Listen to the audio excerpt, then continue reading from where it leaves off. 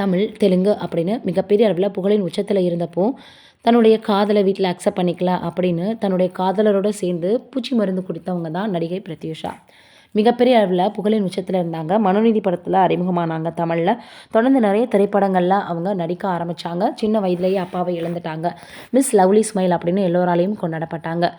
இவங்க தொடர்ந்து தமிழில் சூப்பர் குடும்பம், தவசி, கடம்பூக்கள்னு நடித்தாங்க. இருந்தாலும் தன்னுடைய காதலுக்காக அவங்க 2002 இருவருமே சேர்ந்து பூச்சி மருந்து குடிச்சிருக்காங்க. ஆனால் காதலர் உயிர் தப்பிட்டார். இவங்க இறந்துட்டாங்க. ஆனால் இது கொலை அப்படின்னும் தற்கொலை கிடையாது அப்படின்னு ஒரு பக்கம் சொன்னாங்க. இந்த காரணத்தினாலேயே வழக்கு நீண்ட காலமாக பயணம் செஞ்சது. 2004 சித்தார்த்துக்கு 5 ஆண்டு சிறை தண்டனை அப்படின்னு தீர்ப்பு கிடைத்தது. பிறகு அது குறைக்கப்பட்டுச்சு. பிரத்யூஷாவின் தாய் மகளின் மரணத்தை திட்டமிட்ட சிந்தனை அடிப்படையில் செய்யப்பட்ட கொலையாக வாதித்து உச்சநீதிமன்றத்தை அணுகுனாங்க. இப்போது இச்சர்ச்சைக்குரிய வழக்கு உச்சநீதிமன்றத்தில் இறுதி முடிவுக்கு வந்துருச்சு.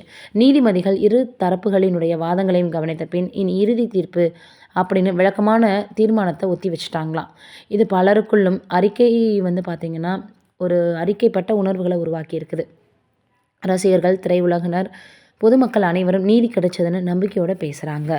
நீங்கள் என்ன நினைக்கிறீங்கன்னு கமெண்ட்டில் சொல்லுங்கள்.